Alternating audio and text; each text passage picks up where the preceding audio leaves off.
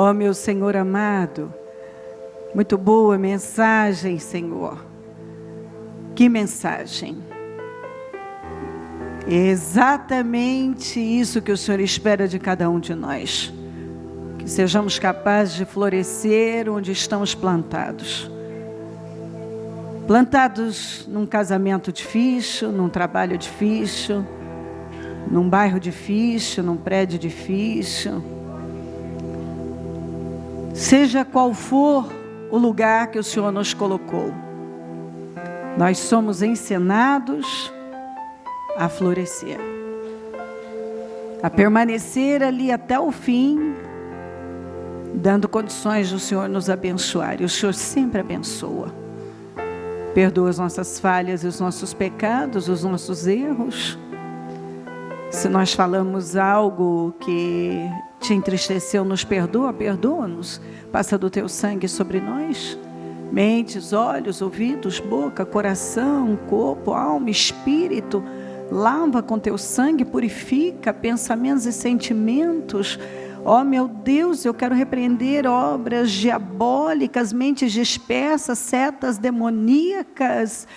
Eu repreendo agora toda atuação demoníaca para roubar essa reunião, roubar mentes, corações, roubar o nosso trabalho. Eu repreendo agora em nome de Jesus que nenhuma mente seja roubada, dispersa, distraída. Ó meu Deus, eu peço que a tua proteção esteja sobre nós, a tua misericórdia nos perdoa, cubra-nos com teu sangue. Se fizemos algo que te entristeceu, nos perdoa. E eu repreendo todas as obras demoníacas agora, em nome de Jesus. Seja lá o que for que foi armado no mundo espiritual contra nós, eu repreendo em nome de Jesus. O teu sangue tem poder sobre nós, o teu sangue tem poder sobre a igreja, o teu sangue tem poder sobre todo o ministério, o teu sangue tem poder sobre o nosso trabalho, o teu sangue nos garante a vitória, poder no sangue de Jesus. Abençoa grandemente essa reunião. Eu peço que o Senhor possa transformar radicalmente vidas, que nenhum saia da mesma maneira, permaneça da mesma forma, mas, meu Deus, que uma obra extraordinária aconteça através da direção da Tua Palavra. A Tua Palavra é transformadora e a gente sabe que se ela não mudar uma vida, ninguém tem o poder de mudar. Só ela tem o poder. Então, eu oro para que ela entre de forma revelada e transforme radicalmente a visão, o entendimento, a forma de ver a vida, que dê a essa pessoa, cada um, discernimento, uma visão revelada, um conhecimento profundo, que leve a fazer escolhas dentro daquilo que a Tua Palavra nos orienta, que escolha a sabedoria, que cada um escolha a sabedoria fazer boas escolhas, e o princípio da sabedoria é temer o Senhor. Então não existe escolha correta fora do temor do Senhor. Não existe escolha correta fora do temor do Senhor. A única coisa capaz realmente de nos levar a um lugar de sucesso é a direção que recebemos da Sua Palavra e temendo a Sua Palavra. Então o temor do Senhor é que nos leva a fazer escolhas que vão produzir frutos e nos levar a um lugar de progresso, de vitórias. Obrigada por essa oportunidade, obrigada pela vida, pela salvação, por essa reunião. Eu apresento ela ao Senhor, eu entrego ao Senhor, eu a consagro ao Senhor, e eu peço que o Senhor venha ao nosso encontro. Eu preciso da Assunção, eu preciso da Tua presença, eu preciso que o Senhor tire as escamas dos olhos, renove mentes, tire o agravo dos ouvidos. Eu peço que corações sejam trocados, eu peço que seja uma manhã extraordinária, com mudanças extraordinárias.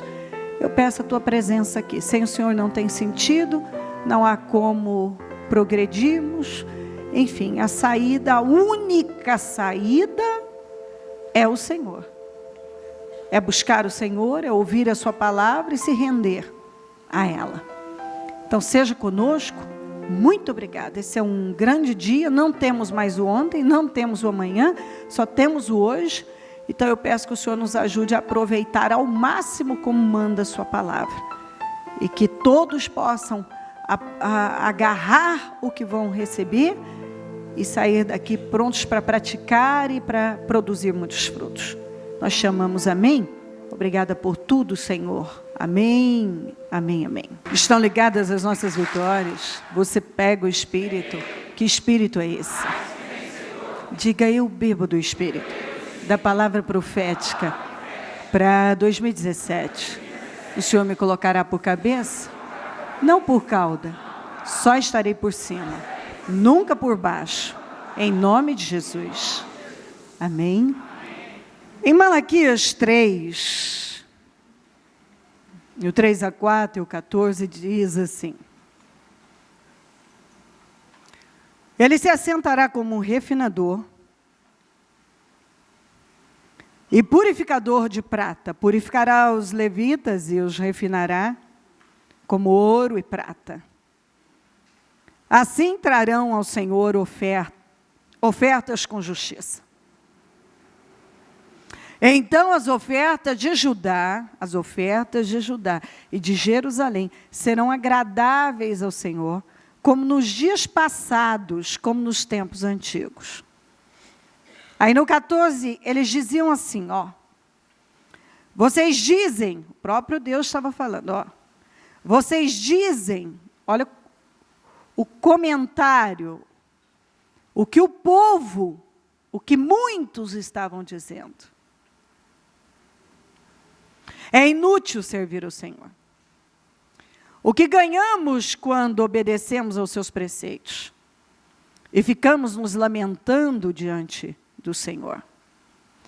A primeira coisa que nós vemos que está no mesmo capítulo é Deus dizendo que Ele virá como um refinador, como um purificador. Agora, nós sabemos que a única coisa capaz de refinar, purificar, é o fogo. Uma pessoa, ela só é purificada, refinada, passando pelo fogo. O que representa o fogo? Os testes da vida. A única coisa capaz de nos refinar, purificar, é a palavra de Deus sendo pregada, recebida, e você passando por todas aquelas experiências que muitas vezes são dolorosas, mas que sempre haverá uma diferença entre uma pessoa, a diferença entre uma pessoa madura e uma pessoa que ainda é infantil na fé. Está totalmente relacionado a isso, e que eu resumiria com aquilo que nós ouvimos da parte de Paulo muitas vezes. O sofrimento. As dores que nós vivemos. Quando você passa por dores, situações difíceis, você pode sair dali diferente, maduro. Pode crescer bastante. Também tem aqueles que não crescem nada, eles se revoltam.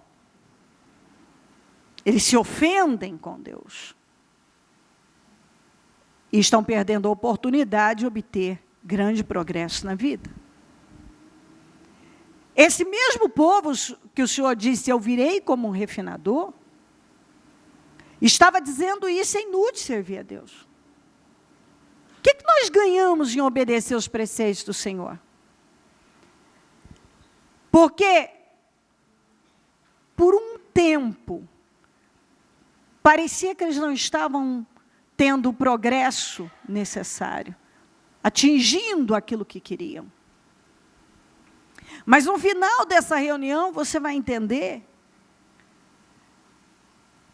o quanto é importante, o quanto vale cada perseverança, cada entrega que uma pessoa faz para o Senhor. A palavra que o Senhor tem nos dado a cada dia, ela vem como um refinador. Porque se você se esqueceu, eu quero lembrar que nós vivemos a estação da volta do Senhor. Nós vivemos o tempo em que a qualquer momento o arrebatamento da igreja vai acontecer. Para todo lado nós vemos que os sinais que mostram o final dos tempos, está aí evidente para quem, até para quem não quer ver. Então a palavra vem como um refinador. Mas nós vivemos um tempo de muito engano. E Paulo fala muito disso, e o engano, e Jesus falou, e nós vamos aprender sobre isso hoje. Não é esse engano aí fora, porque o mundo jaz no maligno, a palavra não se refere ao engano que está acontecendo no mundo, o engano do mundo. O engano do mundo já é bem sabido, porque o diabo só engana. Todo mundo sabe que no mundo há engano, há mentiras. Mas a palavra fala do engano dentro da igreja. E isso precisa ser visto, porque a Bíblia diz: eis que coloco diante de ti o bem e o mal, a bênção e a maldição, a vida e a morte. Escolham a vida. Caso você não escolha, se você não escolher a vida, você já tem a morte. Se você não escolhe o bem, você já tem o mal. Se você não escolhe a bênção, você já tem a maldição. E por isso que as pessoas não pensam. Caso você não queira escolher a vida, você já tem a morte. Dela não vai escapar, já tem o mal. Já tem a maldição. O que é a vida, o que é o bem, que é essa bênção, é sua obediência. Alguns dizem: não, essa palavra é muito difícil, não dá. Eu não quero essa palavra, é uma palavra difícil, obediência, mas é obediência. E é obediência, e fique feliz, porque vivemos esse tempo em que o Senhor tem vindo como um refinador, como um purificador. Bênçãos você vai ter através da obediência. E se nós não deixarmos esse entendimento entrar, podemos nos perder com tanto engano dentro do cristianismo. O Senhor vem com um refinador, como um purificador, para purificar a prata, o ouro, para que as ofertas aqui, para que as pessoas tragam ofertas de justiça, agradáveis ao Senhor, como muitos fizeram em outros tempos. Mas muitos ainda insistem em dizer: mas o que eu estou ganhando em obedecer a Deus? A verdade é que essa obediência contínua, mesmo sem ver nada, mas você decide obedecer, e uma sucessão de atitudes corretas, com certeza, vai te levar a um resultado excelente na vida. Mas observe as pessoas que estão desobedecendo e fazendo escolhas erradas, momentaneamente até parece que estão vivendo e desfrutando, mas mais tarde você descobre que não é assim. Então vamos lá. Eu procurei nessa tradução, que é a tradução Darby, Porque esse capítulo, como o outro de Mateus 24, Nadab fala exatamente o que eu queria que é a tradução de ofensas. Então, Nadab, o primeiro de Lucas 17:1, diz assim: e disse a seus discípulos, as ofensas virão. Mas ai daquele de quem elas vierem. Então, vamos agora para Lucas 17, da NVI. Tomem cuidado no 3. Continuando. Se o seu irmão pecar, repreenda-o. E se ele se arrepender, perdoa-lhe. Se pecar contra você 7 vezes no dia, e 7 vezes voltar a você e disser, estou arrependido, perdoe-lhe. Os apóstolos disseram ao Senhor, aumenta a nossa fé. Jesus começou dizendo, na tua tradução, talvez na NVI ou na Almeida, na Almeida vai dizer escândalos, na NVI deve estar tropeçar, que no final quer dizer ofensa. As pessoas se ofendem, se escandalizam, tropeçam. O Senhor disse, no final dos tempos, e nós vamos ver em Mateus, que esse seria um dos sinais mais fortes. Dentre tantos sinais, ofensas, escândalos, tropeços. E nós podemos ver isso porque as pessoas estão tão desequilibradas. Todo mundo ofendido com todo mundo, chateado com todo mundo. A chamada geração mimimi, que se ofende com tudo. Muitas vezes você tenta conciliar de uma forma, de outra, mas não há. Um gosta de uma coisa, o mesmo que aquele gosta daquilo, o outro já está reclamando, não gosta, e um está chateado com o outro.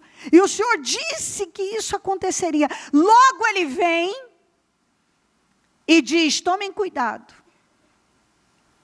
Se um irmão pecar, repreenda-o. E se ele se arrepender, perdoe-lhe. Se pecar contra você 7 vezes no dia, e 7 vezes voltar a você e disser, estou arrependido, perdoe-lhe. Naquele momento, os discípulos disseram uma coisa muito forte. Senhor, aumenta a nossa fé. Você não vê eles pedindo para o Senhor aumentar a fé deles. Quando o Senhor andou sobre as águas, quando eles viram o Senhor multiplicar pães e peixes e alimentar com um pouquinho uma multidão, você não vê eles pedindo para o Senhor aumentar a fé, quando estavam expulsando demônios, curando enfermos, cegos, aleijados, acontecimentos vários, milagrosos,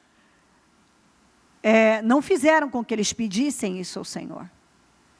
Mas quando o Senhor falou que se podia...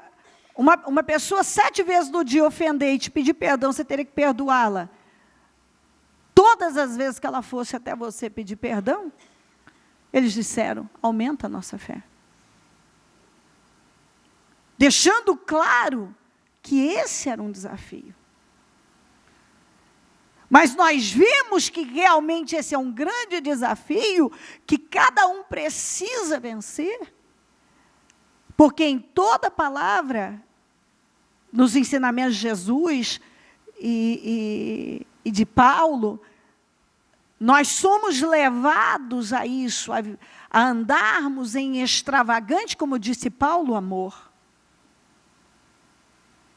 É a única forma de nós não nos perdermos.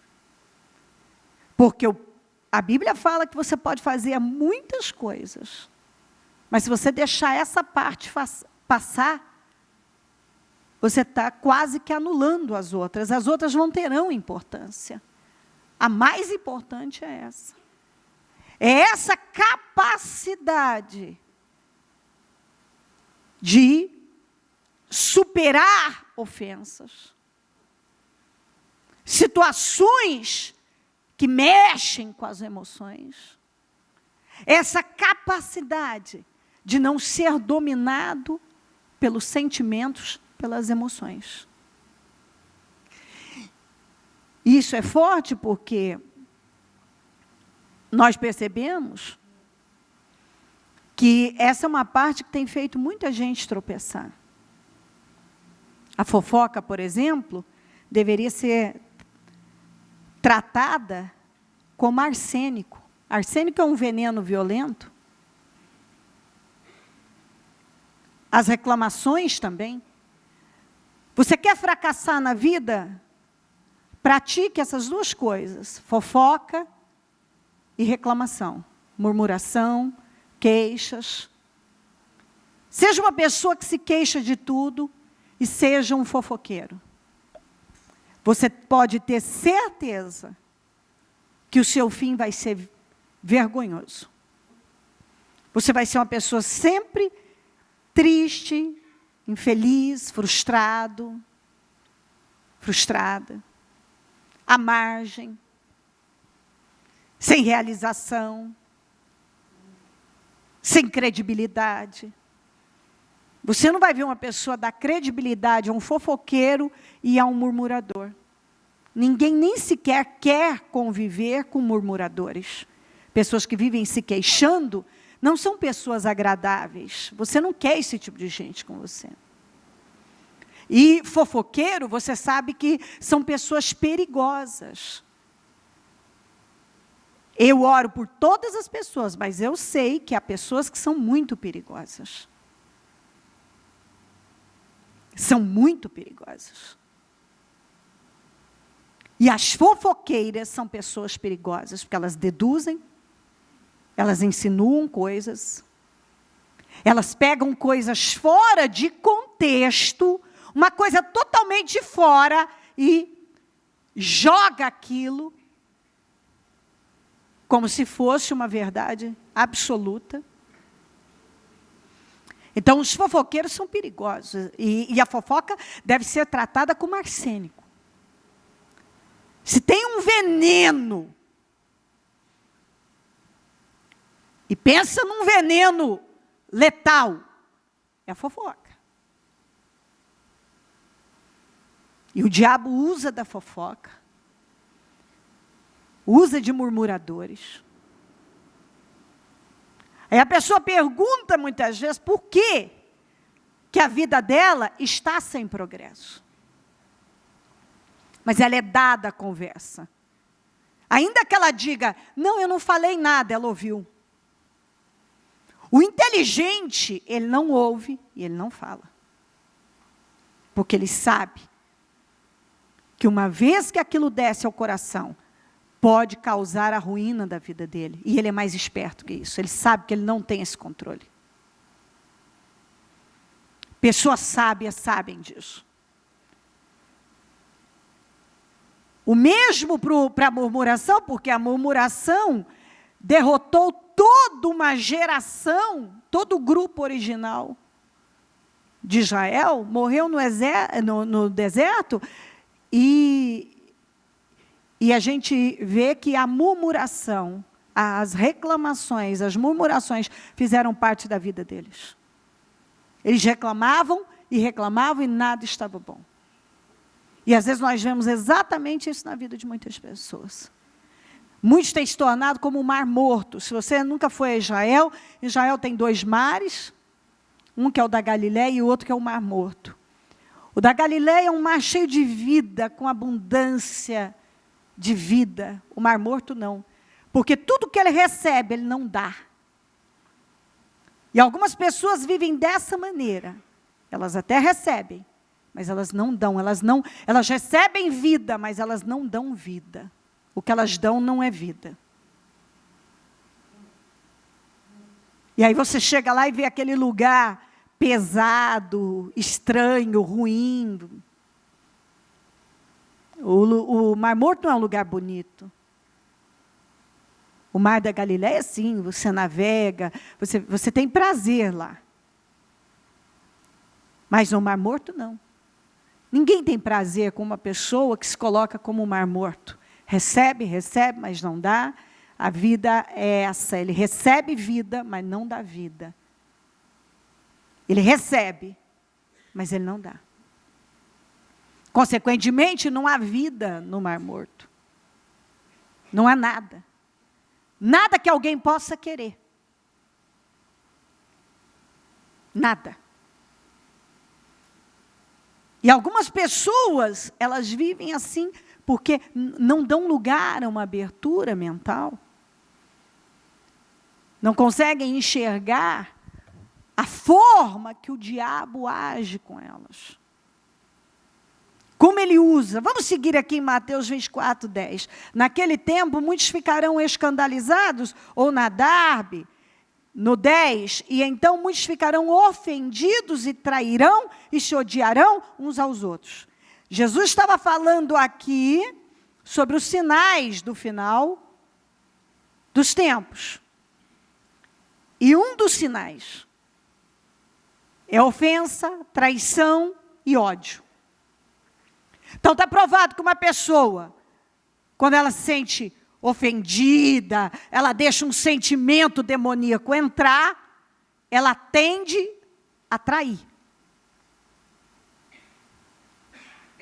Ela tende a ser falsa, ruim com o outro. Ela transfere aquilo para o outro. E o ódio está tudo junto. Uma coisa puxa a outra, porque eu já falei que um sentimento miserável não suporta a solidão. Ele puxa um, que puxa outro, puxa outro. E numerosos falsos profetas surgirão e enganarão a muitos. E a Bíblia chama os falsos profetas de quê? Lobos vestidos de ovelhas. E a minha experiência diz que os lobos vestidos de ovelhas não estão só nos altares. Estão na nave também. Muitas pessoas que se vestem, são lobos vestidos de ovelhas, só vestem uma fantasia de ovelhinha, mas dentro é perigosa. É uma pessoa perigosa. E que está no meio do povo para contaminar. Com seu veneno, a fofoca, as murmurações, o eu acho. Devido ao aumento da maldade, o amor de muitos esfriará.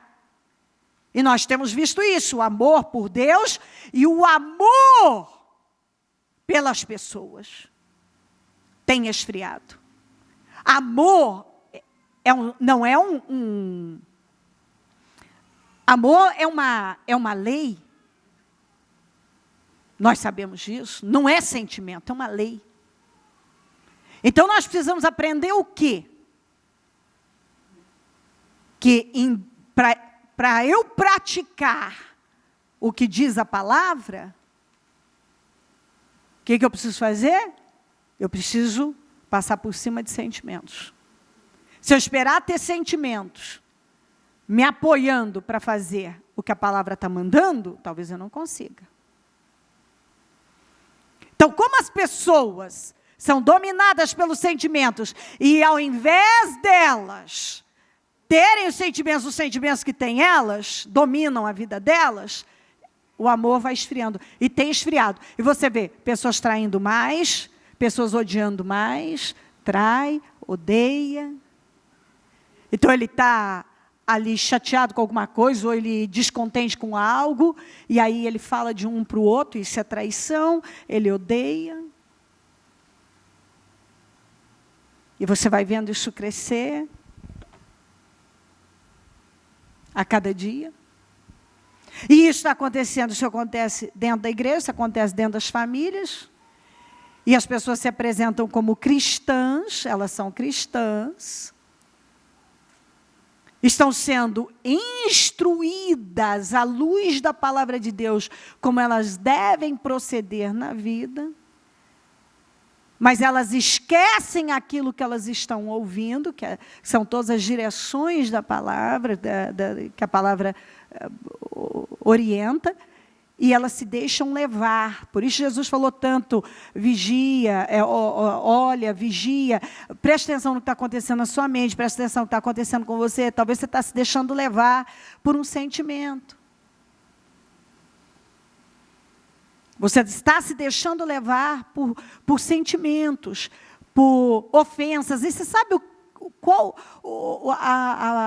a questão da ofensa é uma coisa muito séria, porque a maioria das pessoas que se julgam ofendidas, elas não foram ofendidas de fato.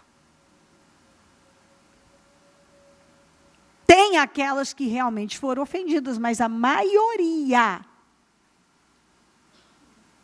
não sofreu nenhum tipo de ofensa. Eu te explico o que acontece. As pessoas, elas têm muita expectativa, às vezes elas esperam muito de alguém, quando elas deveriam estar esperando de Deus. E quando elas não recebem aquilo que elas estavam esperando daquela pessoa, elas se ofendem. Isso acontece em casa, no casamento. Você pode ver um casal, às vezes, um dos cônjuges às vezes está sempre ofendido com o outro. Por quê? Porque a expectativa que tem com o marido, com a esposa, é muito alto. É altíssima. Aí não recebe, ou com os pais, ou no trabalho, ou mesmo na igreja. Está esperando mais e não vem aquilo que estava esperando. E a pessoa agora se ofende. Então ela não foi ofendida, apenas ela não recebeu o que ela queria. Aquilo que ela estava esperando daquela pessoa, daquele pastor, daquele obreiro, da igreja, do patrão, do colega de trabalho, do amigo, do marido, da esposa, do pai, da mãe, não foi dado. Então agora ele está ferido, ela está ferida. E ele se coloca como uma pessoa ofendida, ela foi machucada. Mas ninguém fez, muitas vezes nada foi feito, apenas o que ela esperava que fosse dado a ela, não foi dado. E aí ela se fecha, se enche de sentimentos miseráveis, começa a ter atitudes perversas, alimenta aquele ódio, começa a ter ódio mesmo. Porque não foi dado. Lá fora, às vezes uma pessoa faz assim, um mínimo, uma coisinha, mas como ela não tem expectativa nenhuma com aquela pessoa, o mínimo que aquela pessoa faz, nossa, essa pessoa foi tão educada, e às vezes não fez nada demais. Às vezes quem está do lado dela está fazendo muito mais, mas ela está esperando muito mais ainda daquela pessoa. E aí não é o bastante. E ela se sente ofendida. Isso acontece muito dentro do casamento. Um está esperando demais, o outro não dá e ele se ofende. Mas, na verdade, ninguém ofendeu. O cônjuge não ofendeu o outro. Foi o outro que se ofendeu porque queria uma coisa e aquela coisa não foi dada, não foi feita daquela forma. Isso é comum. E isso vai crescendo. E isso está crescendo. Mas aquele que perseverar até o fim será salvo. Perseverar no quê? No amor, no temor, sem ceder para todos esses sentimentos demoníacos. Aquele que perseverar até o fim. E este evangelho do reino será pregado em todo o mundo como testemunho a todas as nações, e então virá o fim. Então, a volta do Senhor Jesus não está dependendo de mais um sinal, porque todos já estão aí. Está dependendo de uma mensagem ser pregada em todo mundo. E ela está sendo pregada. E os cristãos que deveriam estar preocupados com essa mensagem e levar essa mensagem, envolvidos com coisas grandiosas, estão ofendidos. A palavra ofensa no grego, se você puxar uma palavra antiga, grega, era a mesma coisa, escândalo. Escândalo, no grego, era o gatilho da armadilha para se pegar uma presa. Então, eles colocavam uma isca no gatilho, no escândalo, e aí o animal vinha e era preso pela gaiola.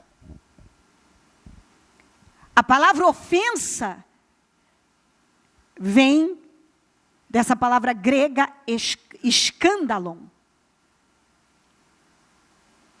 que é a mesma coisa.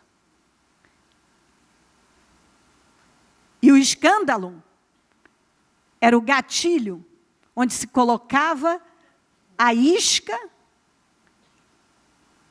para pegar o animal.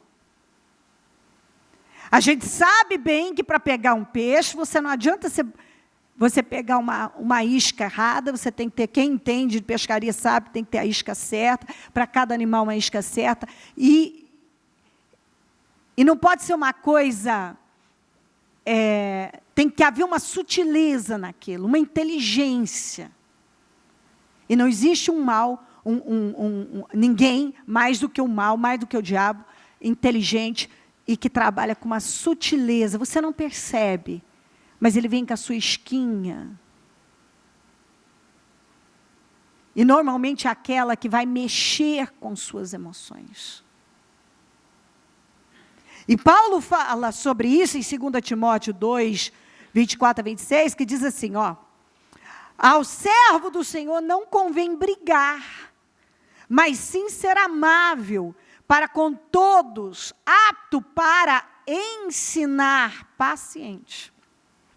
Deve corrigir com mansidão os que lhe opõem, na esperança de que Deus lhes conceda o arrependimento, levando-os ao conhecimento da verdade. Para que assim voltem, porque voltem à sobriedade. E escapem, diga comigo, voltem à sobriedade. E escapem da armadilha do diabo, que os aprisionou para fazerem a sua vontade.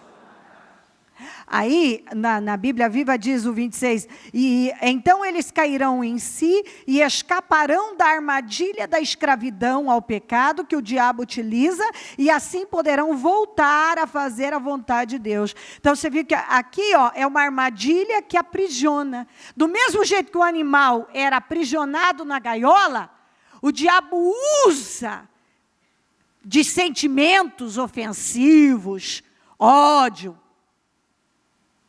todo sentimento miserável. Para quê? Para aprisionar uma pessoa. A quantidade de pessoas que estão aprisionadas na armadilha do diabo.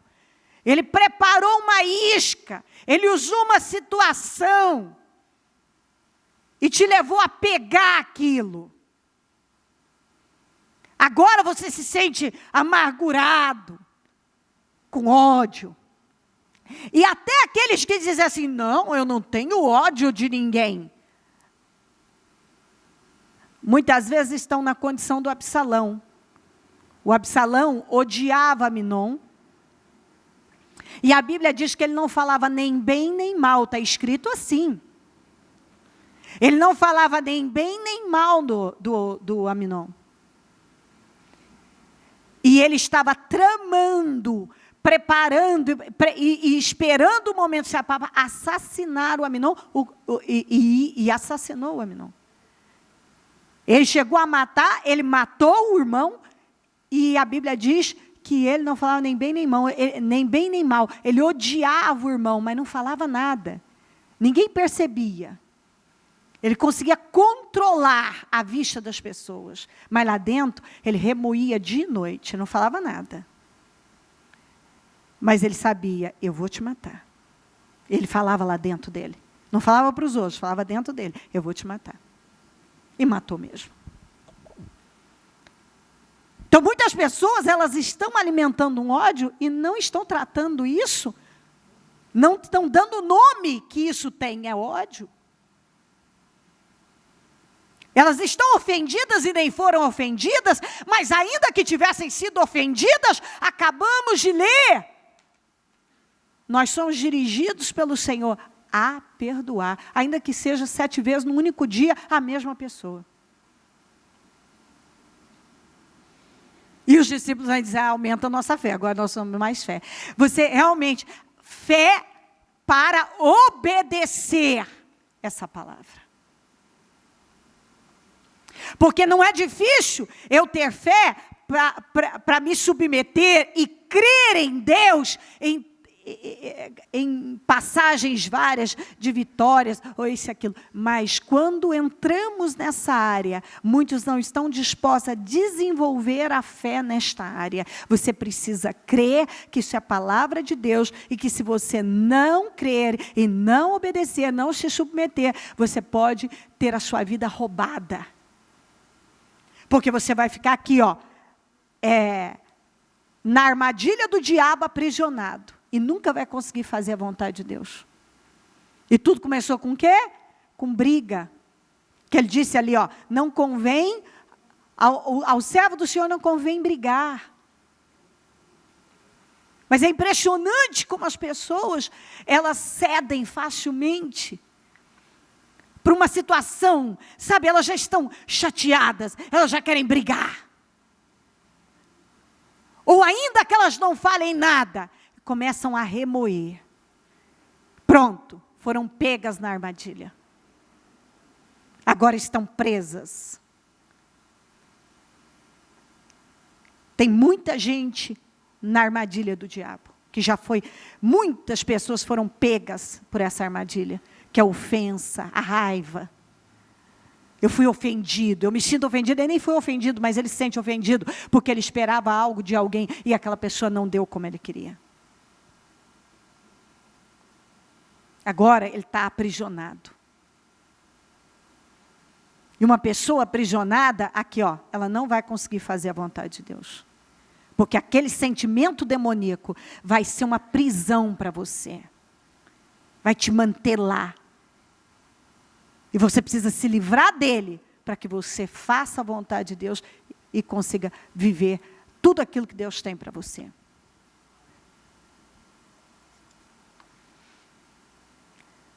No Salmo 55, 12, 14, Davi fala uma coisa muito importante, porque é nesses casos aqui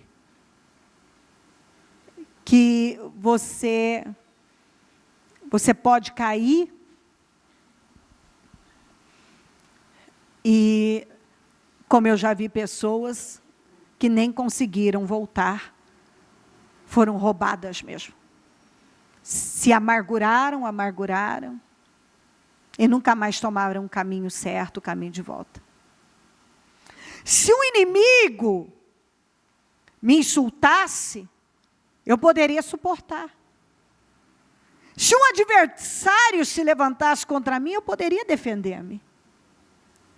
Mas logo você, meu colega, meu companheiro, meu amigo chegado, ou na Almeida, meu amigo íntimo. E eu poderia então colocar aqui meu cônjuge, meu filho, a pessoa que eu tanto confiei. Você com quem eu partilhava agradável comunhão, enquanto íamos à multidão festiva para a casa de Deus, você sentava do meu lado na igreja. Nós até saímos para comer pizza juntos. Nós vivemos momentos tão agradáveis. E agora você me traiu. Poxa, se fosse um inimigo qualquer, uma pessoa distante, eu podia aceitar, eu podia tolerar, mas você, meu amigo íntimo, chegado, você,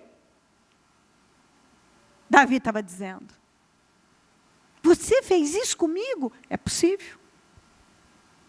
Você pode se deparar com situações assim. E nós temos ensinamentos vários que nos colocam no lugar certo. Isso pode acontecer. O seu amigo íntimo, a sua amiga íntima, a pessoa mais chegada, com quem você ria, tomava café junto e fazia coisas. Agora ela te traiu, ele te traiu. Ele te ofendeu, ele te traiu de alguma forma, traiu sua confiança. E o que a gente faz? O que nós começamos, o que Jesus falou. Que é inevitável que venham ofensas. É impossível não vir. É impossível você não sofrer com ofensas, com situações ofensivas, com traições. Se você já foi ofendido, se você já foi traído, eu tenho uma notícia para te dar. Você ainda vai viver isso. Outras vezes. Enquanto você viver, isso pode acontecer de novo. Você pode ser injustiçado. E como é que você lida com isso? Nós temos todos os ensinamentos. Não se deixe levar pelos sentimentos. Pode ser o seu amigo íntimo, a pessoa que você confiava. Mas é onde eu digo, não lance as suas expectativas, não jogue em pessoas que você possa se frustrar, jogue em Deus. Mas as pessoas acabam se envolvendo demais e agindo de forma emocional, e elas se entregam demais às coisas. E aí, da mesma maneira, com a mesma intensidade que elas vão, a mesma intensidade agora vem negativamente. E elas não sabem lidar. Mas Davi também passou por isso. E ele não terminou amargurado, porque ele se lançou em Deus e confiou em Deus. Foi cruel, foi difícil, foi doloroso, mas ele venceu. João disse em 1 João 3,15 que quem odeia seu irmão é assassino. Não tem conversa, veja como está claro. Quem odeia seu irmão é assassino, e vocês sabem que nenhum assassino tem a vida eterna em si mesmo. Na atualizada diz, todo aquele que odeia, abomina, detesta seu irmão em Cristo, é no coração um assassino. E vocês sabem que nenhum homicida tem a vida permanente, eterna, permanente nele. Os assassinos em Apocalipse não vão herdar o reino dos céus. Então, se você tem um sentimento miserável dentro de você, o sentimento de ódio, a Bíblia diz que você é um assassino. E você não tem salvação. Não tem salvação para esse tipo de gente. Se você vive assim, seu nome não está no livro da vida. Você não vai ouvir a trombeta soar, você não vai se encontrar com Jesus. Não é palavra da Cleo.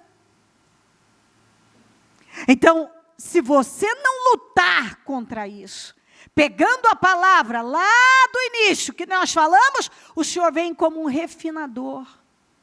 A palavra tem o poder de te refinar, te purificar. Você não pode deixar, após uma situação difícil, dizer, o que está adiantando eu obedecer a Deus? Sim. Veja a diferença no final das pessoas que obedeceram a Deus e das que não. Jesus disse, é impossível, é inevitável que venham ofensas. Elas virão. Mas você vai ter que aprender a lidar com isso. E um dos sinais do final dos tempos é o aumento das ofensas. Pessoas ofendidas e cheias de sentimentos miseráveis, uma ofendida com a outra, cultuando o Senhor dentro da mesma igreja, mas tentando não se encontrar com a pessoa porque não gosta dela, detesta ela, que é o fim dela, alimentando sentimentos dentro dela, sendo que ela deveria quebrar, vencer, porque ela não está vendo que ela pegou uma isca, que ela caiu na armadilha do diabo e que agora ela está presa, está aprisionada. E dessa maneira ela não vai conseguir progredir em nada. Não vai ter progresso em nada, em nenhuma área da vida dela.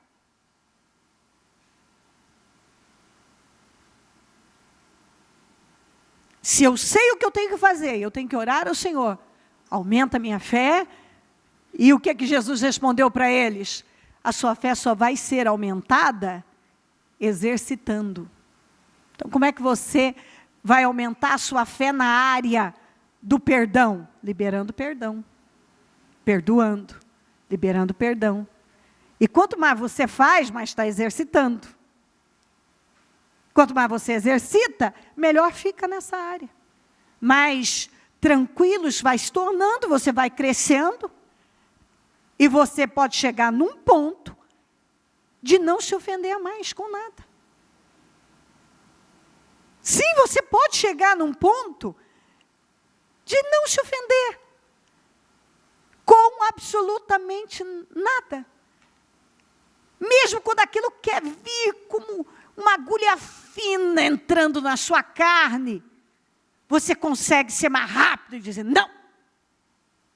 Quando você percebe que é como um espinho que entrou, mas você vai lá e já arranca a tempo. Você diz não. Não tem que ser assim, não vou deixar que seja assim, e você supera, porque você está exercitando. Exercitando. E nós precisamos exercitar. Você pode ser criticado. É muito interessante a questão da crítica.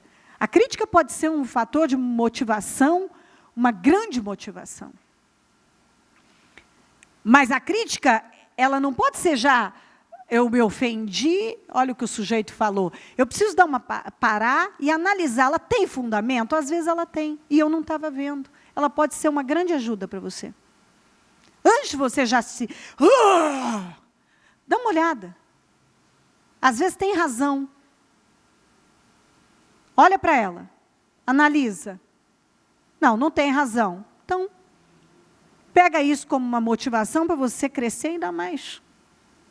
Deixa para lá. Mas às vezes tem razão. É uma parte que você não estava vendo. E talvez quem estava do seu lado não teve coragem de falar. E alguém lá, não sei o quê, com uma intenção não sei qual, não importa. Qual a intenção dela? É ela que vai ter com Deus. Mas se tem um sentido, fez bem para você. Te ajuda a crescer. E tudo que te levar a crescer é bênção. Tudo. Se algo te leva a crescer, é bênção. Bênção para mim, bênção para você, bênção para nós. Eu já falei sobre isso, você pode tomar uma decisão, eu não vou me ofender. Eu decido isso. É fácil? Não, mas é possível, você pode exercitar isso. E à medida que você vai exercitando, você vai levando as coisas numa naturalidade. De repente tem coisa que você até ri daquilo, aquilo já não tem. Não importa, você já saiu daquele nível. Você não está mais voando baixo. Agora você foi para um outro nível. Quem está entendendo? Eu não quero que você voe baixo, eu não quero voar baixo. Jesus, o nosso Deus, não quer que você voe baixo. Quando você recebe uma situação ofensiva, você tem que começar a tomar, você vive algo que realmente tem o poder de te ferir, veio para te ferir, essa era a intenção mesmo. Você pode passar por cima disso, você pode vencer isso. Porque o que o diabo quer é que você caia naquela armadilha, que você fique aprisionado. E agora ele pode cirandar com você através dos sentimentos. E a intenção, talvez, daquela pessoa é exatamente essa, de derrubar você. E a resposta que você pode dar para ela, você pode responder bem à situação, como José, que nós vamos falar um pouco dele, da história dele. A forma como você responde a uma ofensa, a um sentimento miserável, vai determinar tudo na sua vida.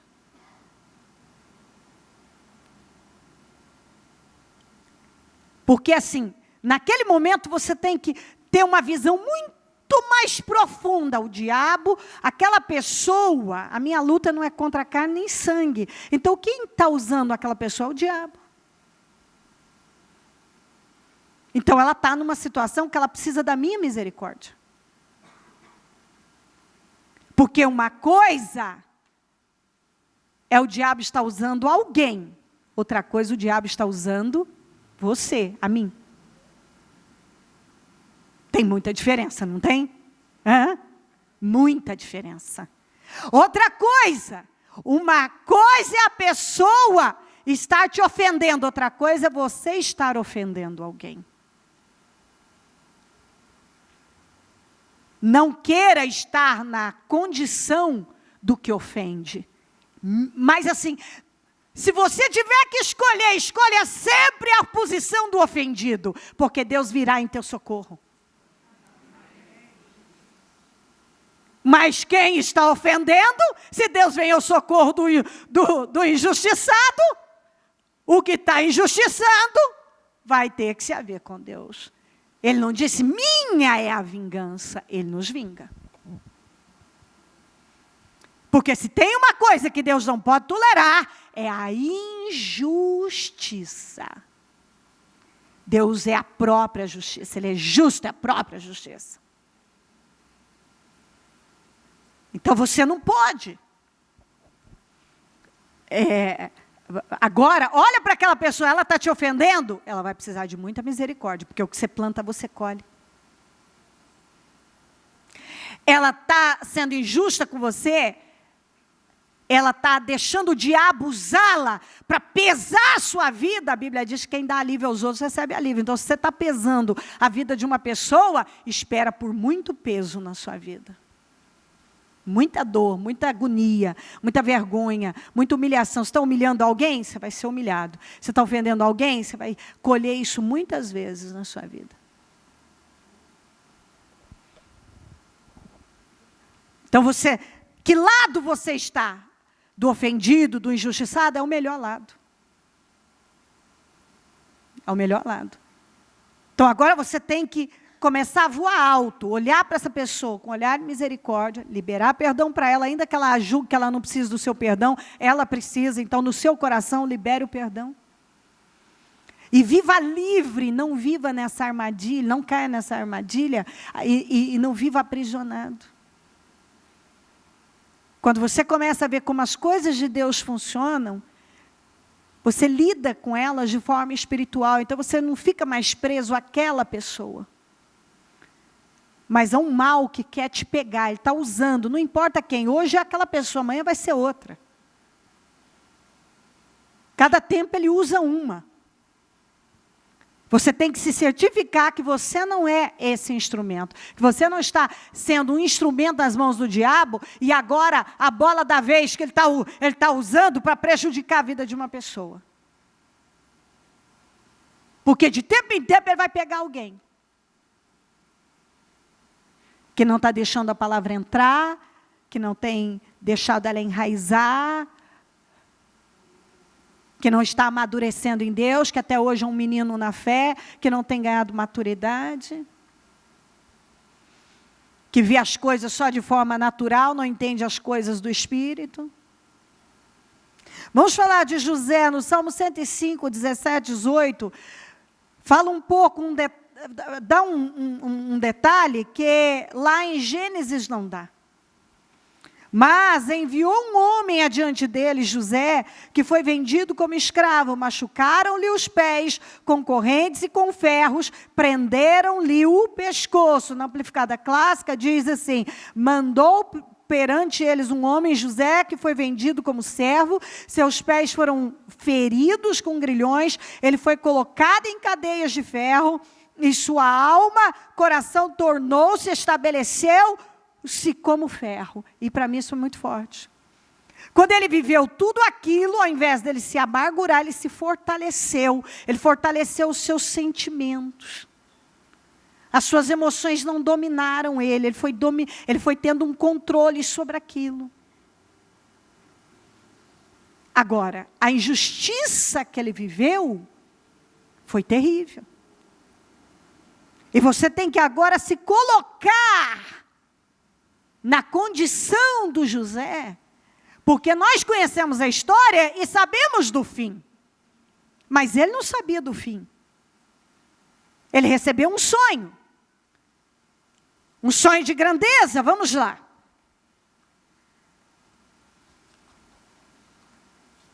Vamos para Gênesis 37, 5 a 9, depois 8 a 20. Certa vez José teve um sonho e quando contou a seus irmãos, eles passaram a odiá-lo ainda mais. Ouçam o sonho que tive, disseram-lhes. Estávamos amarrando os feixes de trigo no campo, quando o meu feixe se levantou e ficou em pé, os seus feixes se ajuntaram ao redor do meu e se curvaram diante dele. Seus irmãos lhe disseram, então você vai reinar sobre nós? Quer dizer que você vai nos governar? E o odiaram ainda mais, por causa do sonho que tinha tido. Depois teve outro sonho e o contou aos seus irmãos. Tive outro sonho e desta vez o sol, a lua e 11 estrelas se curvaram diante de mim. 18. Mas eles o viram de longe e antes que chegassem, planejaram matá-lo. Lá vem aquele sonhador, diziam uns aos outros. É agora, vamos matá-lo e jogá-lo num desses poços. E diremos que um animal selvagem o derrotou. Agora vamos juntos, ó a frase deles, vamos lá. Veremos, então, o que será dos seus sonhos. É muito interessante. Vamos matá-lo, porque eu quero ver se esse sonho vai se realizar.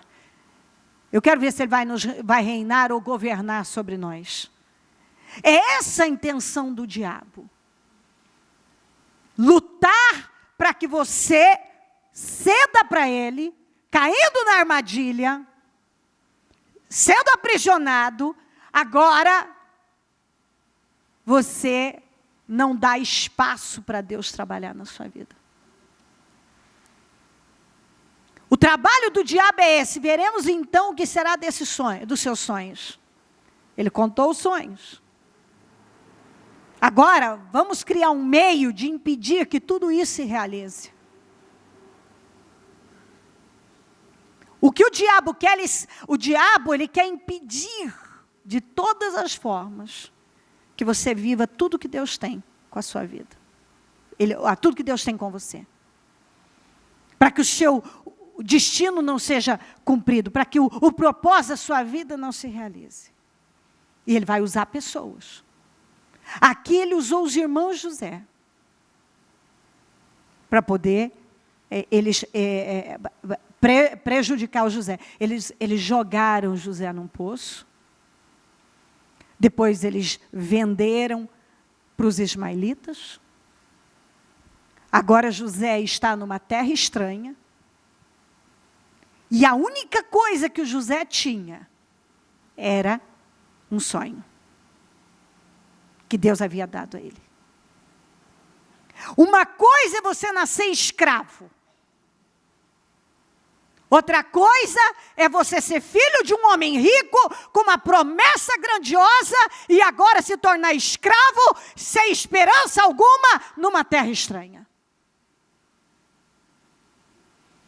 Ele poderia dia e noite alimentar aquilo dentro dele. Olha o que os meus irmãos fizeram comigo, porque o que eles fizeram com ele foi pior do que matar na cultura deles.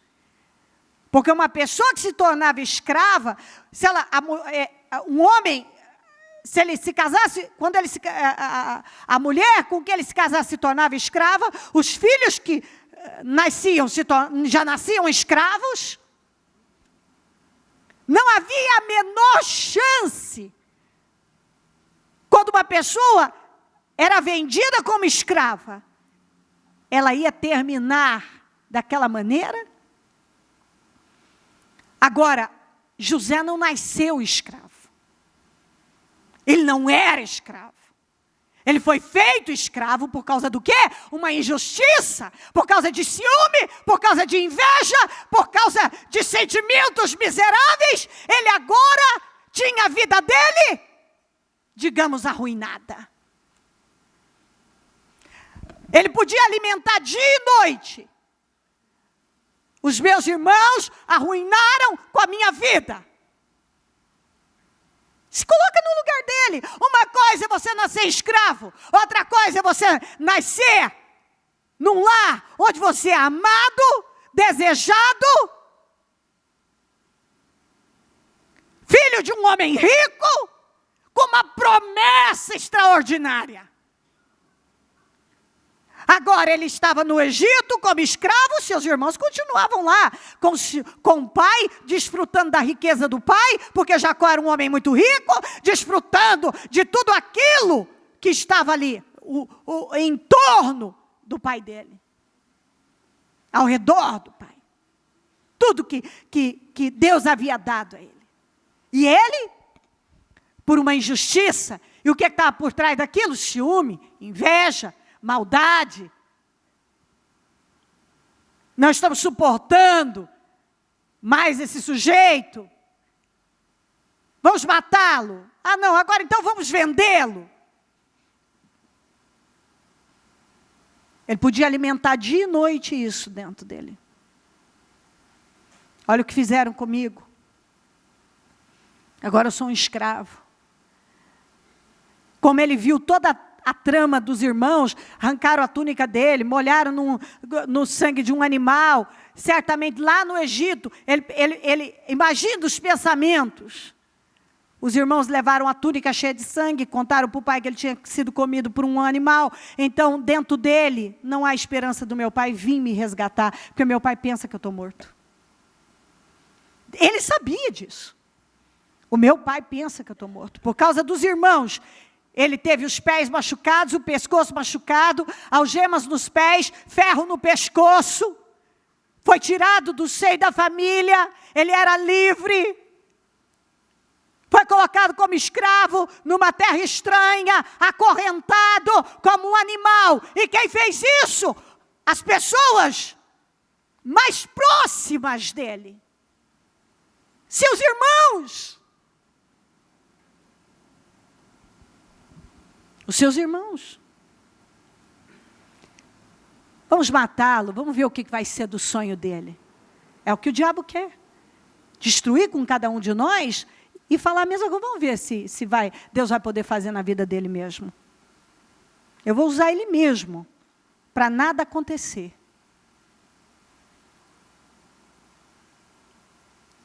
É muito interessante que José estava num lugar onde não tinha Bíblia, não tinha nenhuma célula, não tinha culto, não tinha igreja. E ele se manteve fiel. Olha isso aqui. Vamos para Gênesis 39, 6 a 10. José era atraente, de boa aparência. Depois de certo tempo, a mulher de seu senhor começou a cobiçá-lo e o convidou: venha, deite-se comigo. Mas ele se recusou, ele disse: meu senhor, não se preocupa com coisa alguma. De sua casa e tudo que tem, deixou aos meus cuidados. Ninguém desta casa está acima de mim. Ele nada me negou, a não ser a senhora, porque é a mulher dele. Como poderia eu, então, cometer? Ele foi vendido como escravo para os ismaelitas venderam para o capitão da guarda do faraó, que era esse homem Potifar. À medida que ele estava lá, apesar de escravo, ele tinha a bênção de Deus e as coisas fluíam pelas mãos dele. Agora, a mulher do seu senhor estava ardendo de lascívia por ele. Ela estava ardendo. E ela começou a cobiçá-lo. Dia após dia, essa mulher lutou para atrair o José. Olha a expressão dele para ela. Como poderia eu, então, cometer algo tão perverso? Ele falou. Tão perverso. E pecar contra Deus? Quer dizer, trair o meu Senhor é perverso e ainda eu estaria pecando contra Deus, pecando contra Deus. Não tinha igreja, não tinha Bíblia e ele não tinha.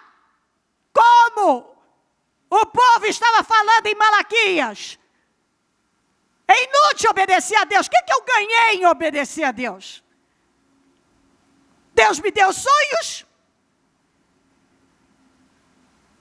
Eu acreditei em algo, mas olha aqui, olha a minha vida. Eu sou escravo.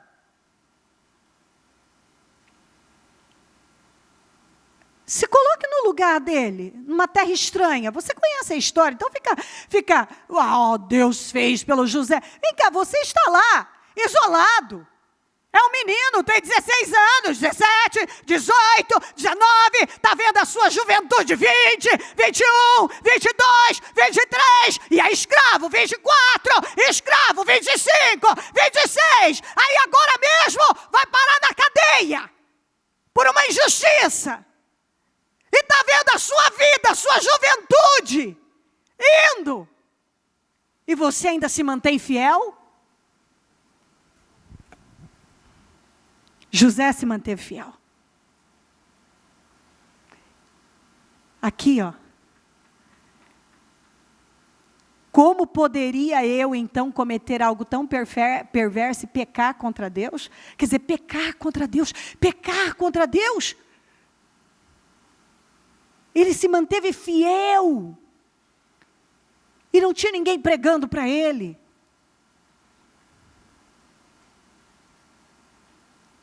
Era a comunhão dele lá dentro. Não tinha nada.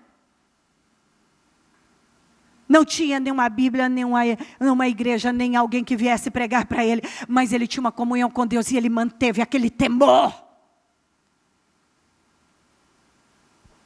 Assim, embora ela insistisse com José dia após dia, ele se recusava a deitar-se com ela. E diga mais, e evitava ficar perto dela. Ele manteve a sua fidelidade para com Deus e com as pessoas, por temor a Deus. E ele era um escravo, e um monte de injustiças tinham acontecido. E viria uma ainda pior. Porque ele fugiu daquela mulher, dia após dia aquela mulher atrás dele, queimando de lascívia por ele.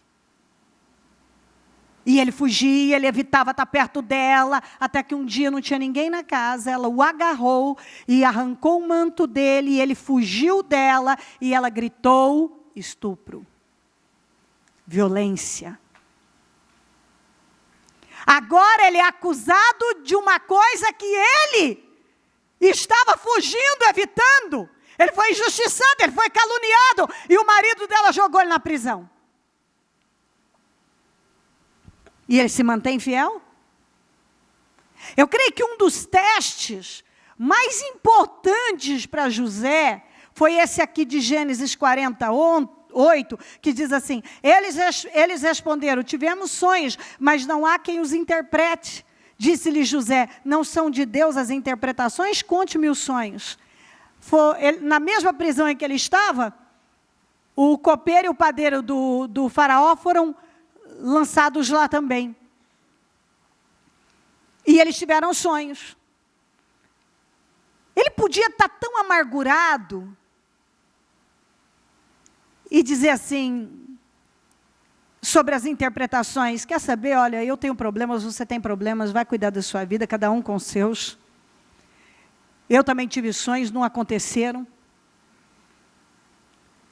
Para mim, esse aqui é um dos maiores testes, sabe por quê? Porque ele tinha tido sonhos, agora esses caras tiveram sonhos também. E ele tem a fé de interpretar os sonhos deles.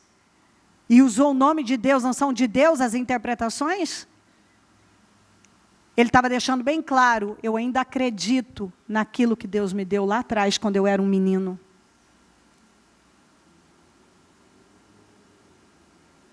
Eu ainda creio. Você sabe o que ele fez? Ele fez uma coisa que Davi disse, se alimente da fidelidade de Deus. Porque há momentos que não dá para você se alimentar da promessa. Vamos falar de Abraão? Como é que ele ia se alimentar da promessa se ele estava indo matar a promessa?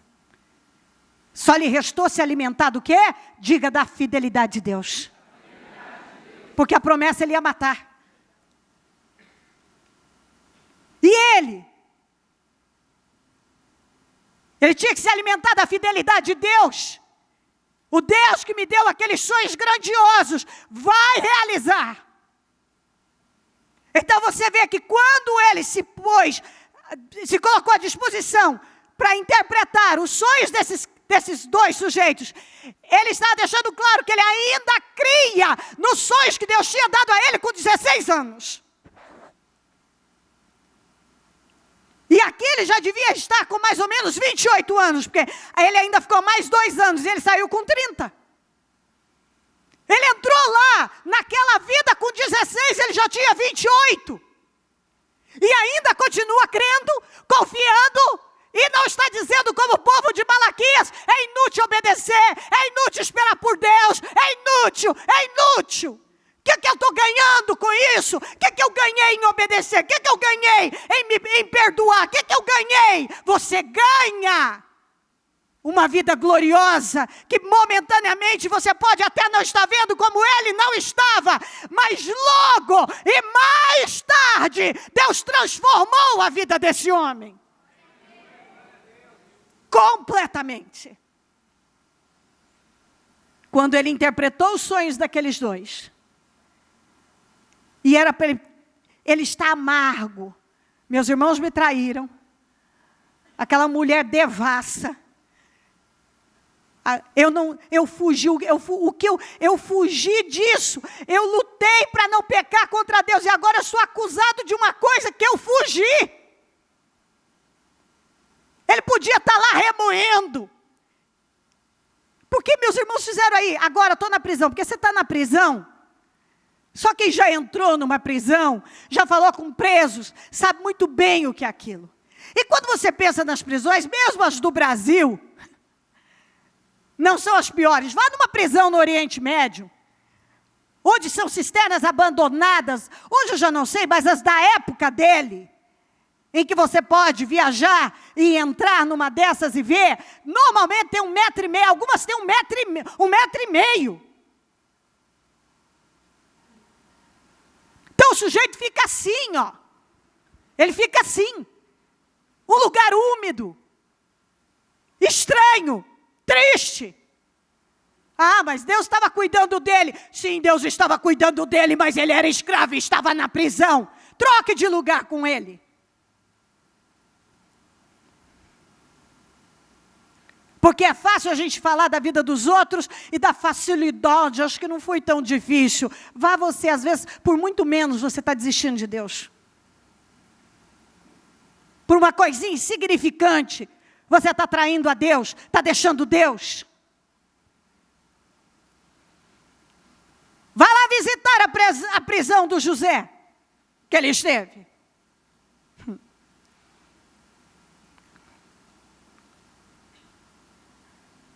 E ele se manteve fiel, confiando, crendo na fidelidade de Deus. Crendo. Ele não se amargou. E uma das coisas assim, após isso aqui, porque aqui quando ele interpretou o sonho, para esses dois, que o padeiro morreu e o copeiro foi restaurado a posição, ele tinha 28 anos. 28 anos nessa vida de escravidão e agora de prisão. Tudo injustamente. Ele poderia ter alimentado isso, mas que vida é essa? Só injustiças, injustiças na minha vida. O que está valendo? Eu obedecer a Deus, agradar a Deus, resistir. Eu tenho resistido e eu só recebo isso. Injustiça, injustiça e mais injustiça. É isso que o diabo trabalha. Meus irmãos me ofenderam. Essa mulher devassa fez isso comigo. Mas você não vê isso. Você vê um homem agarrado à promessa de Deus. Ele se agarrou à fidelidade de Deus. Ele se alimentou da fidelidade de Deus. Ali é claro que ele não tinha como se alimentar de nenhuma promessa. Ele se alimentou da fidelidade. Deus não vai falhar comigo. Como Abraão. Abraão tinha certeza que ainda que ele matasse, o Senhor ressuscitaria. Você tem que se alimentar da fidelidade de Deus. A palavra diz que se eu obedecer, eu serei abençoado. Se eu obedecer, eu serei abençoado. Então eu me alimento dessa fidelidade. Deus nunca falhou e Ele não vai falhar comigo. Foi isso que José fez. Ele não falhou nunca. E Ele não falhou com meu pai. Ele não vai falhar comigo. Ele não falhou com meu avô. Ele não falhou com meu bisavô. Ele não falhou. Ele não vai falhar comigo. Ele não vai. Ele não falhou com meu pai. Jacó, ele não falou com meu avô, Isaac, ele não falou com meu bisavô, Abraão, ele não vai falar comigo. Isso é forte. Olha a expressão desse homem. Deus está esperando esse espírito de nós. Essa palavra, mais uma vez, vem como um refinador, como um purificador. Aí você enfrenta as batalhas aí, elas têm que te levantar. Te levar para um nível de maturidade. E não para manhas e reclamações. Gênesis 45, 7 a 8. Se isso não impactar, essas duas passagens, para mim são fortes demais. Elas alimentam a alma da gente. Mas Deus me enviou à frente de vocês. Olha o que Ele falou para os irmãos. E por que Ele disse isso para os irmãos? Mas Deus me enviou à frente de vocês para lhes preservar um remanescente nesta terra e para salvar-lhes a vida com um grande livramento. Agora vamos juntos. Assim, não foram vocês que me mandaram para cá. Não, chega a ser fofo, ser uma coisa assim. Mas sim, vamos juntos, mas sim, o próprio Deus. Aqui, ó, Ele me tornou ministro do faraó e me fez administrador de todo o palácio e governador de todo o Egito. Porque após ele interpretar os sonhos do copeiro e do padeiro, o copeiro foi restaurado logo depois, como ele havia dito. 2 anos depois, a princípio o copeiro esqueceu dele. 2 anos depois, lembrou-se dele. Ele imediatamente foi tirado, está escrito isso tudo, do calabouço, foi levado até o faraó, para interpretar um sonho que o faraó tinha tido. E ele interpretou, o faraó decidiu que ele era a pessoa indicada para assumir o comando daquela administração, daquele tempo de seca que viria. E ele foi colocado inexplicavelmente. Imagina quantas pessoas que estavam junto com o faraó, talvez esperando uma oportunidade, e não sei, pois um sujeito que tinha um histórico de escravo presidiário, agora foi tirado da prisão, foi colocado abaixo do faraó. Ele era o homem mais importante. Agora, dá um tempo, a fome, como o faraó tinha tido o sonho, ele havia interpretado, tomou o mundo. os irmãos descem até o Egito para ir comprar comida. Se deparam com quem? Com o governador do Egito. Quem era o governador do Egito? José. Mas não reconheceram José, mas José reconheceu todos eles. O José podia, naquele momento, ter pensado assim, chegou a minha hora, eu vou matar esses caras. O que eles fizeram com a minha vida? Tentaram estragar com a minha vida, 14 anos da minha vida. Eles tornaram a minha vida amarga por 14 anos. Por causa deles eu fui escravo, eu fui para a prisão. Por causa deles eu me ausentei da minha família, do meu pai. Eles acabaram com a minha vida, eu vou acabar com eles. O faraó não estava nem aí com eles. Ele era o segundo homem abaixo do faraó, ele podia ter matado. Se ele tivesse matado aqueles homens, ele teria matado, se tivesse matado os 10, teria matado 10 tribos das tribos de Israel. Dentre elas sairia o Senhor Jesus. Ou seja, ele teria feito tudo errado, estragado com tudo que Deus tinha feito na vida dele. Ele não se vingou, ele disse isso para eles. Não, eu entendi perfeitamente. Vocês fizeram, como está aqui, ó.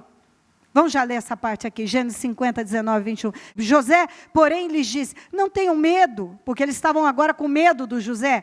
Estaria eu no lugar de Deus? Vocês planejaram mal contra mim, mas Deus o tornou em bem,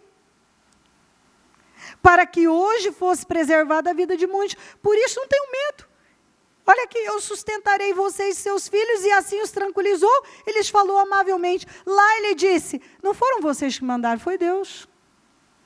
Para um propósito. E aqui ele disse, vocês realmente intentaram mal contra mim.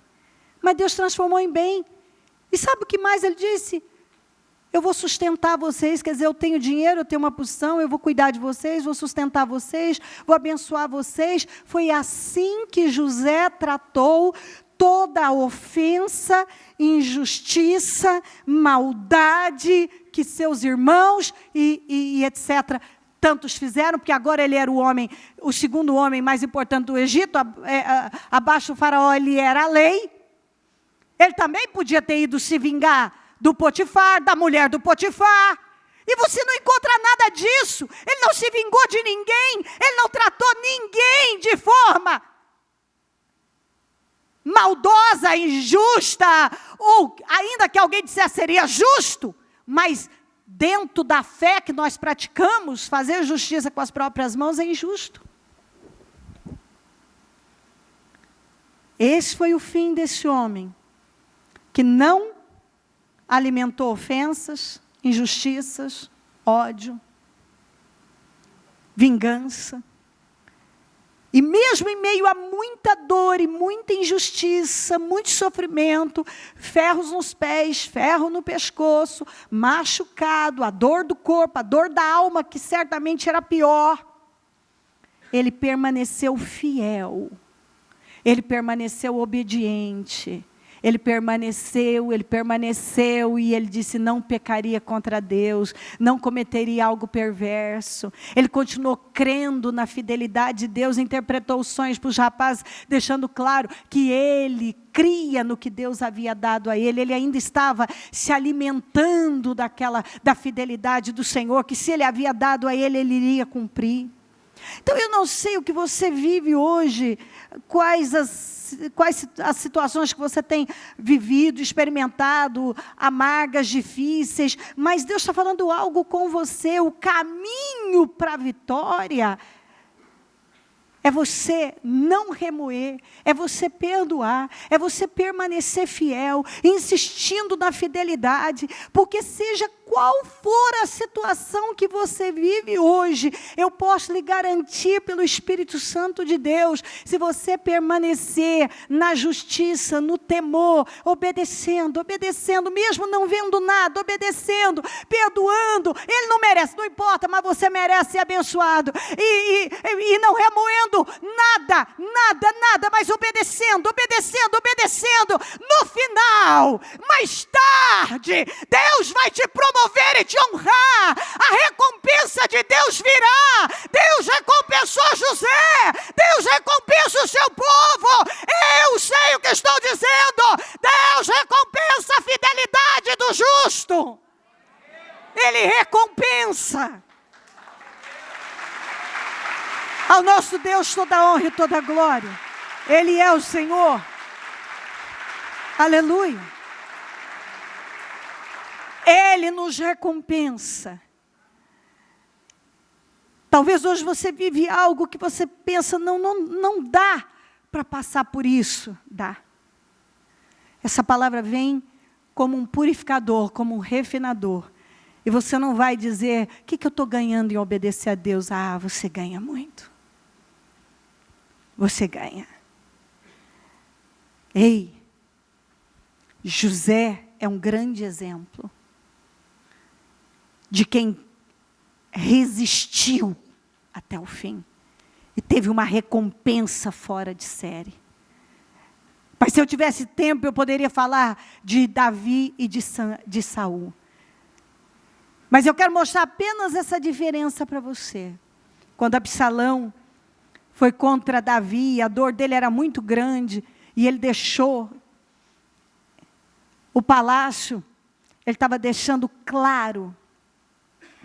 E tem um dos salmos, que eu não me lembro onde está, onde ele deixa claro que ele podia encontrar o Senhor até no deserto. Davi nunca lutou para segurar o que Deus havia dado, mas para segurar o relacionamento dele com Deus.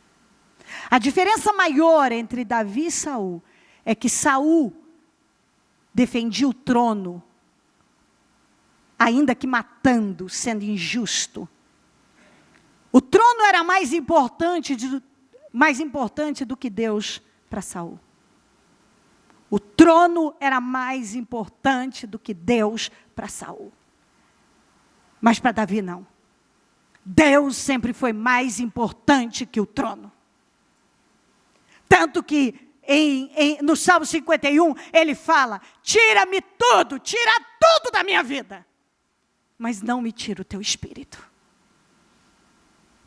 O trono nunca foi mais importante que Deus para Davi. O trono nunca foi mais importante que Deus para Davi. Deus sempre foi mais importante que o trono. Mas para Saul não. Para Saul, o trono era a coisa mais importante, ainda que ele estivesse indo contra Deus em todas as áreas, ainda que ele tivesse que matar, ainda que ele tivesse que procurar uma feiticeira. O trono era mais importante. Quando Deus é mais importante do que qualquer coisa, mais importante que o trono, mais importante que o ministério, mais importante que carro, que emprego, que dinheiro, mais importante que qualquer coisa. Como foi para José. A relação dele com Deus foi mais importante do que qualquer coisa. A relação do Davi com Deus foi mais importante que qualquer coisa, mais importante que o trono. E Deus pôde honrar grandemente Davi. E Deus honrou o José. Mas olha o fim do Saul. E nenhum dos irmãos do José foram tão honrados quanto ele. Mas porque Deus era mais importante que qualquer outra coisa, tanto que ele não pecou contra Deus. O trono era mais importante para Saul. Saul nem lembrava de Deus. Ele queria o que Deus havia dado a ele. Deus era mais importante para Davi. Ele estava disposto a perder tudo, a não ter nada. Mas ele não podia perder a relação dele com Deus. É esse tipo, é isso que Deus espera de nós. Esse é o espírito que Ele espera encontrar em cada um de nós. É assim que nós servimos a Deus. Tratando Deus como a coisa mais importante da nossa vida. Esperando por Ele, dia após dia, independente das circunstâncias, do que, mesmo quando parece que não estamos vendo nada. Nós esperamos por Ele, porque nós sabemos. Nós nos alimentamos da fidelidade dEle, porque nós sabemos que Deus nunca falhou e não vai falhar com a gente. Coloquem-se em pé, por gentileza.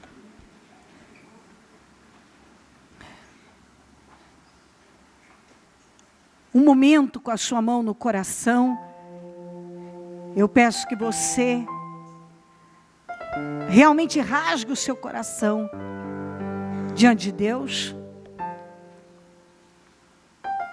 e fale com Ele que é isso que você quer para a sua vida.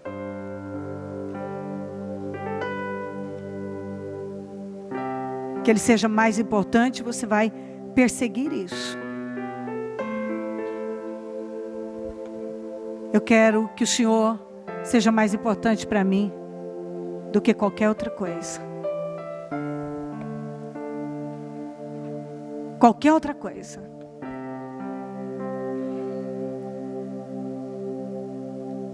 E eu vou obedecer. Essa palavra vem como um refinador. Eu vou ter a habilidade de responder corretamente. Eu vou me alimentar da sua fidelidade. Porque eu sei que ninguém pode impedir a sua ação, como ninguém pôde impedir o Senhor realizar o propósito na vida do José. Mesmo os irmãos dizendo, vamos ver o que vai ser dos seus sonhos. Não puderam. Porque José respondeu bem à situação. Ele foi fiel. José foi fiel a Deus. José não parou de obedecer a Deus. Mesmo quando tudo parecia que estava dando errado. Aliás, aos olhos de qualquer um está dando tudo errado. O que está adiantando obedecer a Deus? Olha para o final. Aleluia! No final! Aleluia! Às vezes você vive uma situação tão injusta. Mas você olha para Deus e diz, eu confio na sua fidelidade. Eu vou me alimentar da sua fidelidade. E eu vou continuar sendo fiel. Eu vou continuar praticando aquilo que o Senhor espera de mim. Eu vou permanecer obedecendo, obedecendo, obedecendo. Mesmo que eu não esteja vendo nada, eu vou obedecer, obedecer, obedecer. E eu não estou vendo nada, mas vou obedecer, obedecer, obedecer. Mas parece que está piorando, mas eu vou obedecer, obedecer, obedecer. E no final, olha o fim de José, olha de Davi. E olha das pessoas que têm resistido firme em Deus. Fugindo do pecado, confiando em Deus. Se alimente da fidelidade de Deus. Se alimenta da fidelidade de Deus. Se alimenta da fidelidade de Deus. Eu quero que você diga isso. Estou me alimentando da fidelidade de Deus. Estou me alimentando da fidelidade de Deus. Estou me alimentando da fidelidade de Deus. Eu sei que vale a obediência, mesmo que eu não esteja vendo isso mudar na minha vida agora, mas eu sei que obedecer vai me levar a um fim de honra. Eu sei que obedecer quando não vejo nada, obedecer quando tudo parece que está piorando, obedecer quando está tudo difícil, mas eu sei que essa obediência constante, perseverante, insistente, essa obediência vai me levar a uma recompensa que eu não posso calcular. Acredite no que eu vou te dizer. Deus vai recompensar você pela sua resistência, pela sua perseverança, por você não ter desistido, por você estar aí decidindo no seu coração, eu vou até o fim, eu vou até o fim. Deus está falando isso com você, vá até o fim, eu vou te recompensar. Podem ter intentado mal contra você, mas Deus é especialista em transformar o mal em bem. Deus é especialista em transformar o mal em bem. Ele vai transformar o mal em bem na sua vida. Ele vai restaurar. Ele vai te recompensar. Eu digo pelo Espírito Santo de Deus, Deus nos recompensará por cada passo de fidelidade. Deus te recompensará. Aleluia. Aleluia. Como Deus honrou José, honrou Davi, Ele vai honrar cada um que tem resistido numa obediência, sem ver nada, nenhuma promessa ainda se cumpriu, mas eu me alimento da fidelidade de Deus, eu me alimento porque Deus nunca falhou, e Ele não vai falhar na minha vida. Aleluia, aleluia. Oh Deus, Deus está aqui, e Ele está falando algo muito forte conosco, aleluia. A presença do Senhor é real. A presença do Espírito Santo é real na nossa vida. Deus está entregando uma mensagem poderosa. Resista firme. Vai resistindo, resistindo, resistindo. E você vai receber a recompensa de Deus. Deus vai recompensar. E não é pouco. Ele vai mandar uma recompensa muito maior do que você jamais imaginou. Olha o que Deus fez na vida de José. Transformou o escravo, o presidiário, no homem mais importante abaixo do faraó. Ele acabou se tornando o homem mais importante do mundo, porque a administração dele correu o mundo. Deus muda histórias, mas não foi no estalar de dedos, foi perseverando na obediência, obedecendo, obedecendo, obedecendo. Deus recompensou, e Ele vai fazer na vida de cada um.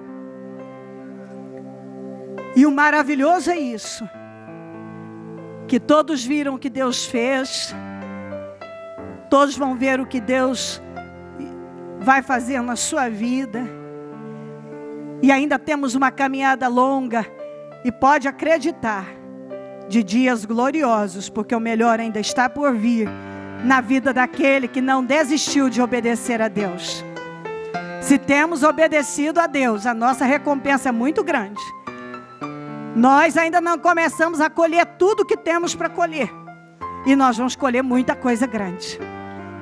Ó Espírito Santo, que cada um esteja se vestindo dessa mensagem, recebendo essa palavra extraordinária, transformadora, e que nenhum saia daqui da mesma maneira que entrou, que esteja nesse momento jogando fora essa ofensa, esse ódio, esses sentimentos miseráveis, liberando perdão, perdoando, decidindo agora, que cada um já tenha decidido: eu não vou mais remoer sentimentos miseráveis, eu não vou mais viver dessa maneira, acabou, a partir de hoje eu vou viver livre, e eu vou ver de uma outra maneira as coisas, a minha visão vai mudar, eu adquiro a visão do José para as coisas.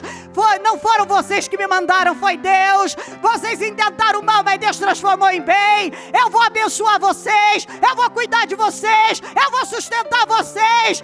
Isso, levante-se agora e diga: é isso, eu vou me colocar nas mãos de Deus como instrumento, para que Deus me use para abençoar pessoas, abençoar inimigos, abençoar quem Ele quiser que eu abençoe. Eu vou viver de forma profunda, eu vou me alimentar da sua fidelidade, eu não vou remoer ofensas, eu não vou caminhar nessa direção, eu saio daqui livre, em nome de Jesus. Diga isso: eu saio livre. Eu estou arrancando isso agora em nome de Jesus do meu coração, toda ofensa, todo ódio, toda mágoa. Eu tinha tanta expectativa com meu marido, com a minha esposa, com os meus filhos, com meu amigo íntimo, aquela pessoa que eu confiei tanto me traiu, mas agora eu libero perdão para eles, eu os abençoo, e eu declaro que eu vou fazer diferente, eu vou sair daqui com a visão de José. Não foram vocês que me mandaram para cá, foi Deus. Eu estou vivendo isso, é um propósito para eu crescer. Vocês intentaram mal, mas Deus transformou em bem. Quer saber? Vamos deixar isso para trás. Eu vou cuidar de vocês, eu vou sustentar vocês, eu vou abençoar a vida de vocês, eu vou ser um canal de bênção na vida de vocês. Vocês não foram na minha, mas eu serei na vida de vocês. Ai, que coisa poderosa! Você pode levantar suas mãos e dizer isso: você não foi um canal de bênção para mim, mas eu serei na sua vida. Aleluia! Eu serei na sua vida, em nome de Jesus. Vamos, liberte-se de tudo isso. Isso tem que partir de você. Saia dessa armadilha, saia dessa prisão, e saia dessa reunião livre. A partir de hoje chega. Eu não vou mais remoer nada, eu não vou mais carregar isso na minha vida. Eu saio livre. No nome de Jesus, eu ordeno que tudo que te aprisionava saia agora em nome de Jesus. Eu ordeno, saia dessa armadilha, saia dessa prisão em nome de Jesus. Que todos esses sentimentos demoníacos sejam arrancados em nome de Jesus. E que você seja cheio do poder de Deus, cheia, se alimente da fidelidade de Deus e receba graça, poder para continuar perseverando na obediência e ser altamente abençoado, recompensado por Deus, em nome de Jesus Cristo. Antes de nós finalizarmos essa parte, eu quero que você fale nome ou nomes de pessoas que você estava ferido, e eu quero que você diga a mesma coisa, e só você e o Espírito Santo. Fulano, fulana, você não foi bênção na minha vida, mas eu vou ser na sua, no nome de Jesus. Vamos, você tem que ter essa coragem. Derrota o diabo. Derrota o diabo. Eu tinha tanta expectativa com você, mas você me traiu, você foi injusto, mas eu te perdoo. Eu te abençoo. Eu esperava muito de você, mas eu errei, eu devia ter esperado de Deus. E eu vou esperar de Deus agora. E a partir de hoje, eu vou entender as coisas com a mesma visão do José. Não foram vocês que me mandaram, foi o próprio Deus. Vocês intentaram o mal contra mim, mas Deus transformou em bem. E eu vou abençoar vocês, eu vou sustentar vocês, e eu vou tranquilizar vocês. Chega. Eu vou viver como Davi. Eu vou amar mais a Deus do que o trono, do que qualquer outra coisa. Essa experiência que foi dolorosa para mim, você pode estar aí falando agora, foi dolorosa, mas foi bom. Eu sou mais maduro hoje, mais maduro, eu estou crescendo. Deus vai poder confiar mais nas minhas mãos. E eu saio dessa reunião uma outra pessoa, em nome de Jesus. E eu abençoo cada uma dessas pessoas. E eu declaro no mundo espiritual que eu sou livre. E nenhum mal tem poder sobre mim. Em nome de Jesus. Em nome de Jesus Cristo. Amém. Amém, amém.